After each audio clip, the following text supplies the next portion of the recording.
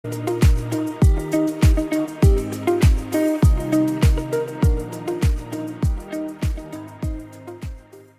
militar guys, NPA guys. Uy, guys, uli. boy pala. Guys, lady. Anting-anting guys. Hindi na si Sir, di na. Oh. Hindi mo butang yan. Buyo, yan guys, yan lang yung nakuha namin guys sa pangingisda namin. Sa kulob. Yan guys, Nakuha namin, dilata. Dilata yung nakuha sa...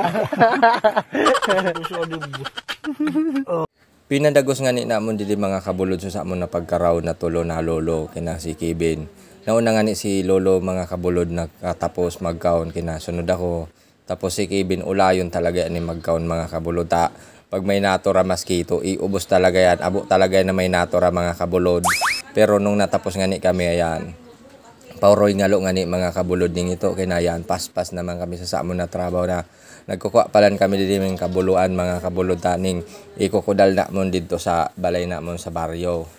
Kaya yan nagpa-aso-aso barang didita namukon manuknukon baya didi mga kabulod sa punta. Didi kami sa ning ibaba kaya nung bulod sa ning mga makaoy.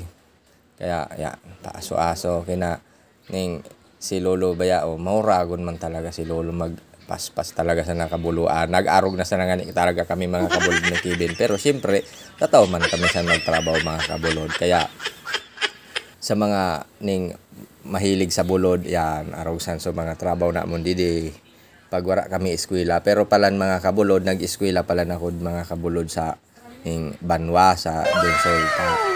Kaya puan ko man makatapos sa pag-eskwela ko mga kabulod.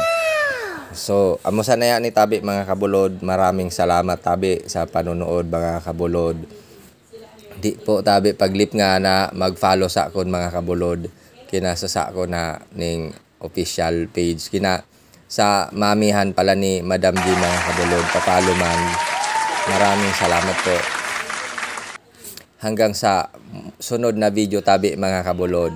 Ako si RJ Latuga, siyempre susa ko na tugang si Kevin, kinasusa mo na lolo na si Lolo Onyo. Yan. God bless po sa inyo ubos mga kabulod.